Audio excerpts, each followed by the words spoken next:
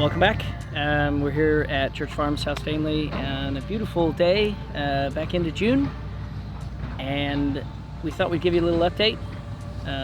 So we'll walk you through the site and let you know what's going on. Had a little bit of the old barn structure fell down, which is unfortunate, but it was never in the best of shapes, and which is why we have held off doing much work to it at the moment. And unfortunately, a couple of weeks ago, a big section of it fell down. It had a huge crack in it. We've had to liaise with the engineers and have them do several reports for quite some time. So anyway, that's kind of why it looks the way it does now. Do you think that wall's going to stay in now? I think it's going to be really difficult. But you know, the engineers advised us to take it down, but we've got to be careful that we don't contravene any sort of planning issues and that sort of thing. But it's hard, very difficult looking at it, very difficult to see, particularly because of the underpinning. There's virtually no footings in it. So it's literally sitting on top of the existing ground.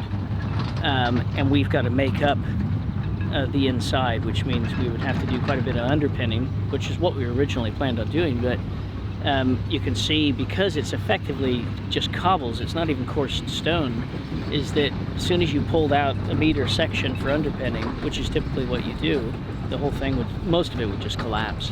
And the other thing is that there's new openings to go inside that as well. Well, by the time you knock in the new openings and everything, the chances of it staying up are also very slim. And you're effectively disrupting so much of the fabric that it seems pretty pointless, but we've got to do it by the book. So let me show you plot 2.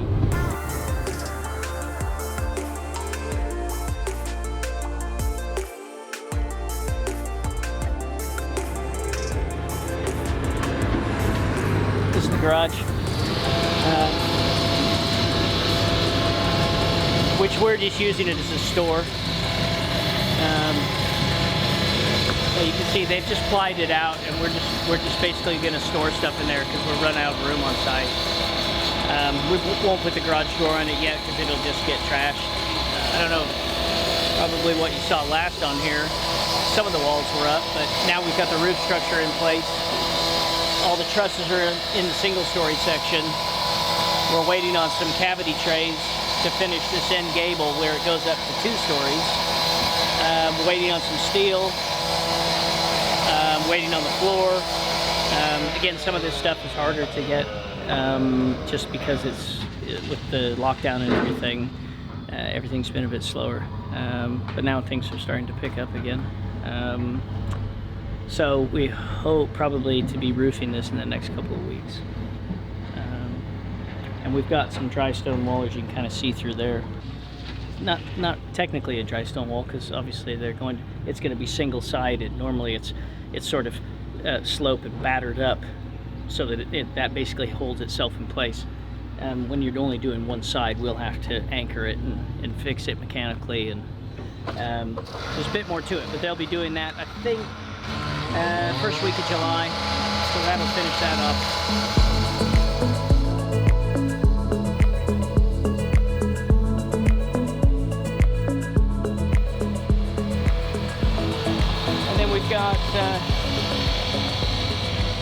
We're just finishing the form work on 8, and we're just prepping the floors in half of 8, plot 8.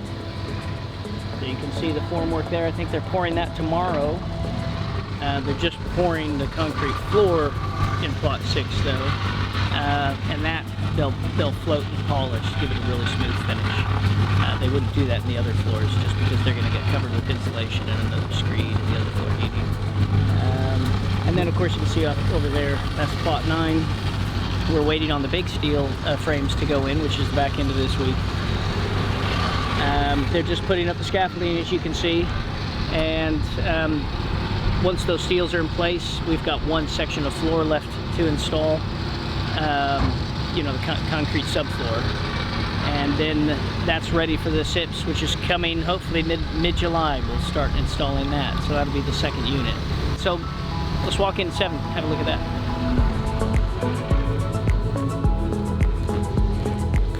Why don't you step in your head?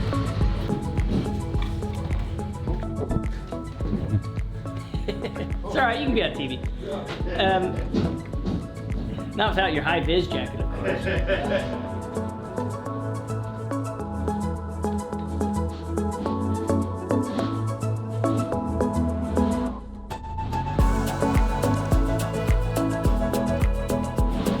Well, there's a fair amount to talk about in here, but obviously you can see a glazed screen is in place. So luckily the steel placement,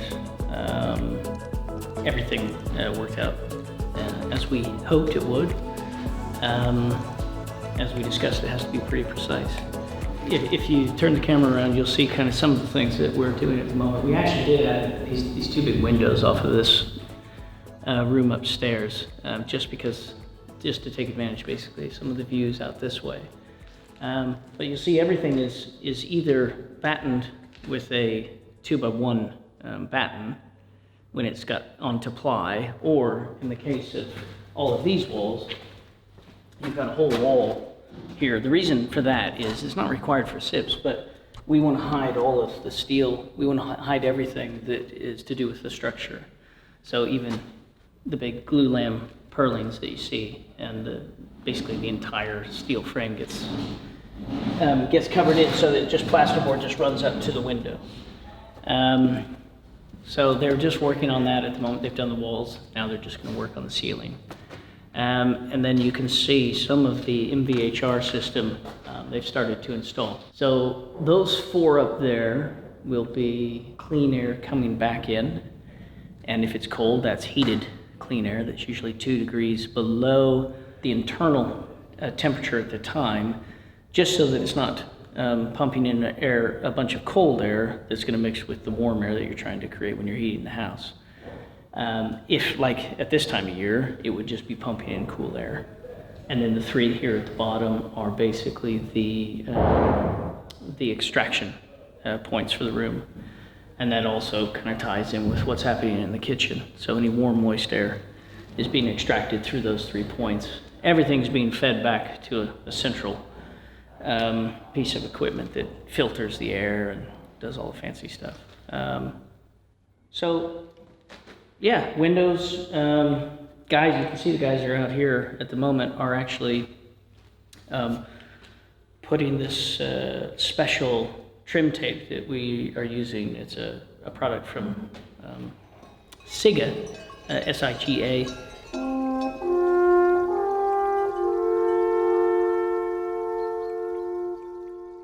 Use Fentrim IS2, the high-performance adhesive tape for exterior applications, for wind and rain-tight bonding of window and door frames to solid masonry. It's an incredibly adhesive, meant for external use. You use a primer with it as well, but it basically just will last forever externally.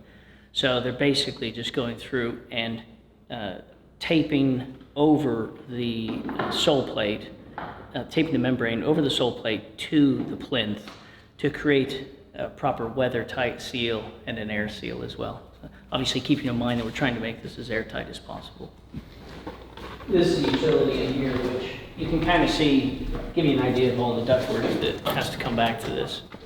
So this, these are all, well, they're either input or output ducting, and they'll all feed back to a unit that's in a housing eventually. It's got like a manifold that takes all these pipes into it. So that will just neatly, everything will feed into this one machine, which is, well, it'll probably end up being quite tall. So obviously it won't stick out like this, but there's a lot of work in it. So you can see, again, you can see this one in here. He's positioned already, so that's extraction.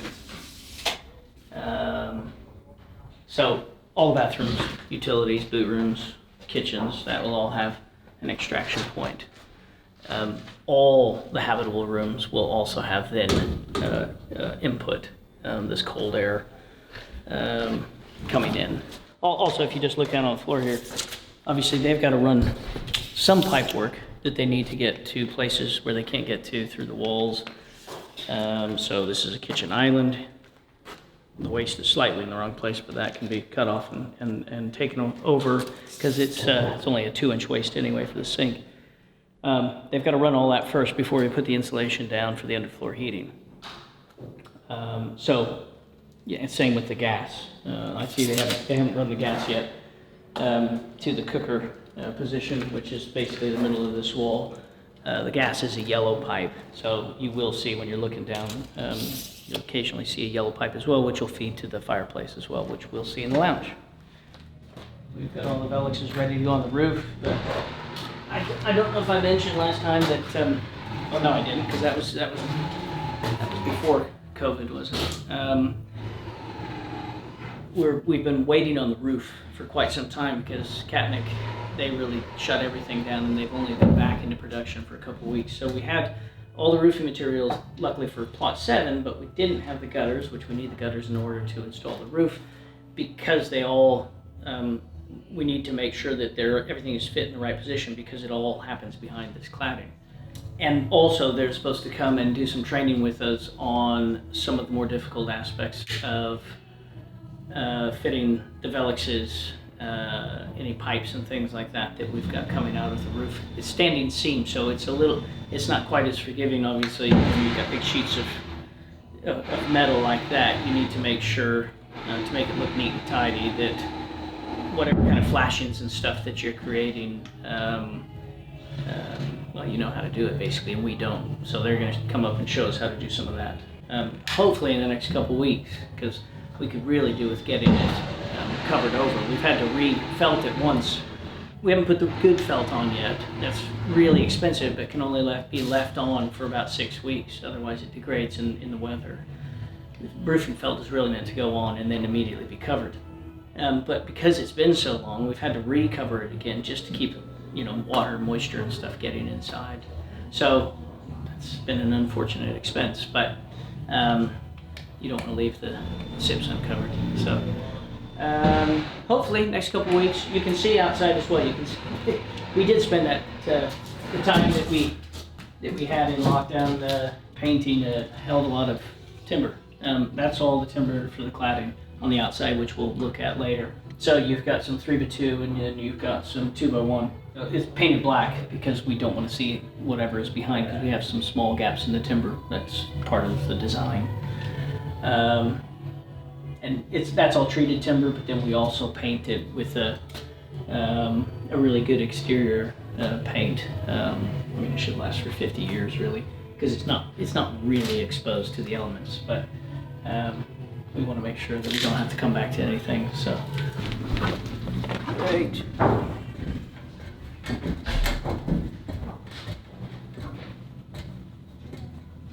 Right. So again, up here you can see these are effectively 3 Velux windows. So this is glazing going all the way up. You see the other one on the other side as well. But we have had to cover over them, obviously, until we can get the guys from Catnick to come up and help us put the roof on and install the Veluxes. So again, that's quite a big job.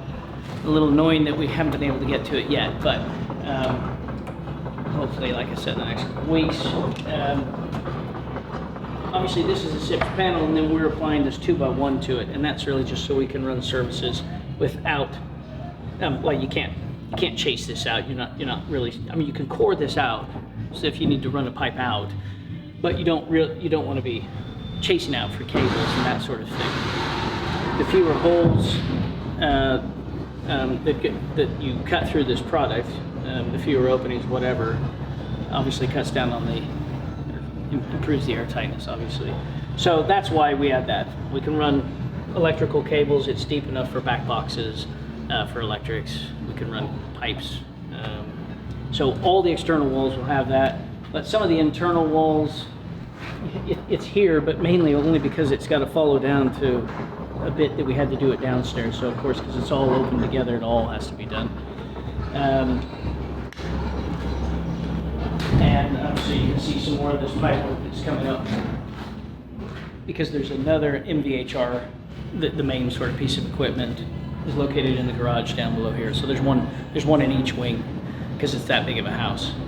So all this will feed this side of the house, the other one will feed the other side of the house. So this is the room that we were in last time? Oh yeah. Actually, come to think of it, that's right. Yeah. Well, the roof wasn't on. There was just, I don't even know if there's some sidewalls. But we were just walking around on this, weren't we? There was a couple of walls along here. No, was it? Yeah.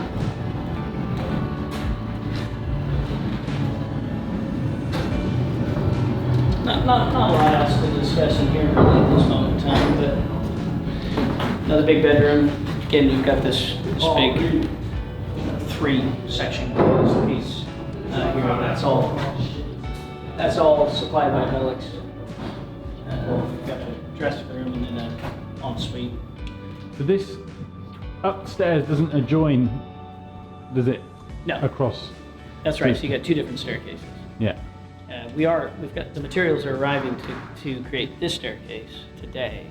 Now we're doing that all in block because I wanted more of a solid staircase there, and because of the window that's in the staircase area, I wanted it to have a solid handrail to give you a little bit more privacy when you come down the stairs if you didn't want to cover the window there.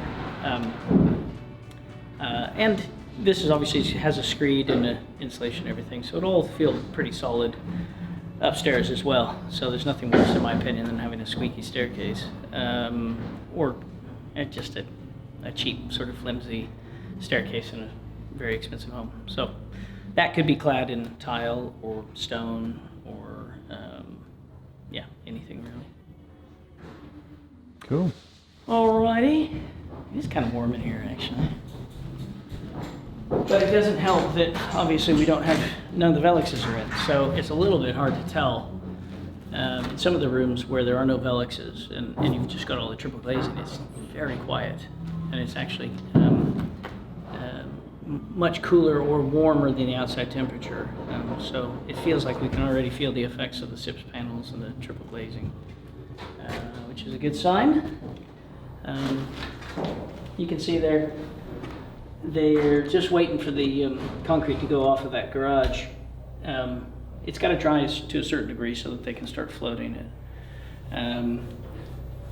So obviously they can start kind of walking on it, but they're basically just polishing and polishing and polishing as it's drying out, so that pretty much by the time they finish, it's more or less dry. Well, it is dry. You can walk on it the next day, but it's just absolutely smooth and it looks perfect, which is what we're trying to do as much as possible. So.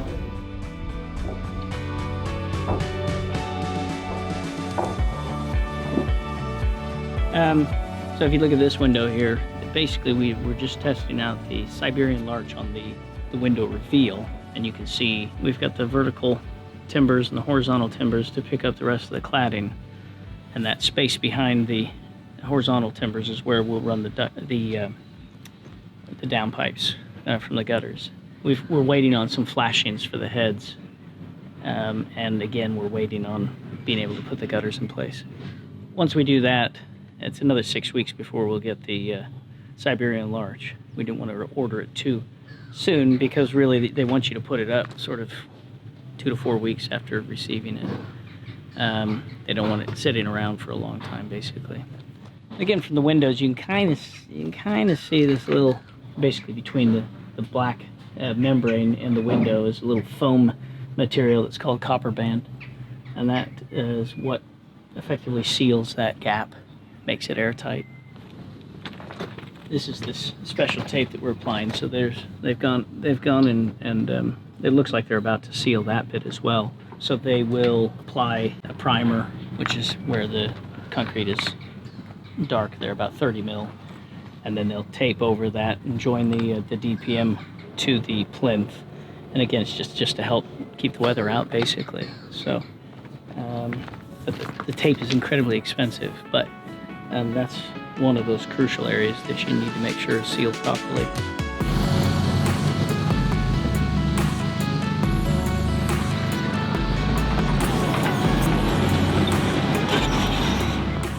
This is plot 5. So that's the garage, and this little flat roof covered area, and the house starts at this peg here and goes all the way up to those little timber form, but half of it's basement, so that's why they've dug out only half of it. Obviously, we've got all the footings and stuff to dig out for the rest of this. This is quite complex. I've started digging out for plot 4 as well, which is narrower but longer.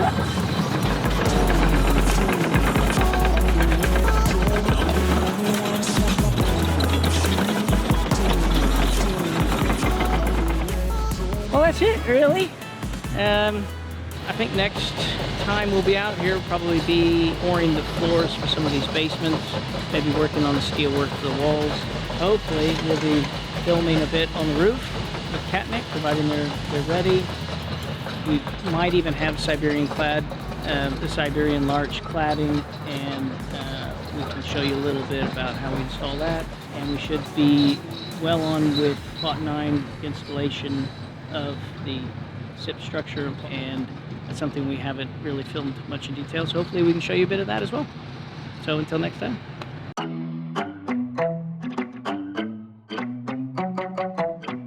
This is 8. So they're supposed to be pouring half of the remaining half tomorrow, but I'm not sure that they're ready or not, so I have to crack the whip.